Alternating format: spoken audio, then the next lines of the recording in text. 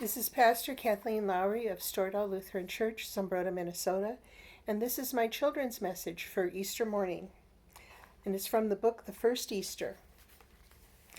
After Jesus had been crucified, Joseph and Nicodemus, two of his friends, wrapped up his body and buried it in a garden cave. They rolled a great stone across the opening. Soldiers stood guard in case of trouble. The disciples and some of the others who had loved Jesus went back to the room where they had had their special supper. They felt scared and very sad.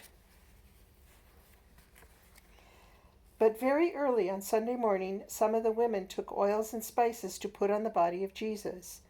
They went out into the dark, silent streets.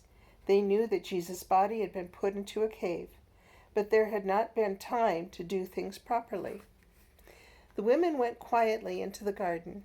They wondered how they would get into the cave, but as they came near, they gasped with surprise. The enormous stone had been rolled away from the opening, and the guards had gone. The women ran and peered into the cave. It was empty. Whatever had happened? They began to feel worried. At that moment, they saw two men in bright, shining clothes standing beside the cave. The women could hardly believe their eyes.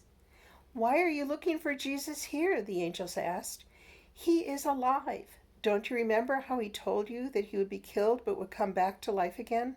Run and tell the disciples."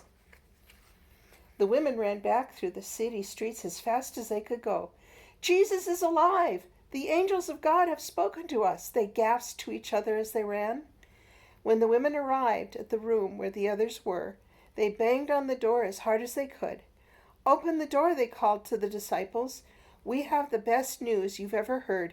Jesus is alive." If you would like to draw a picture of what the disciples looked like when they heard that news, I would love to see them. You can have your parents take a picture and send it to me. God bless you this Easter, and please know that I miss seeing you all. Bye.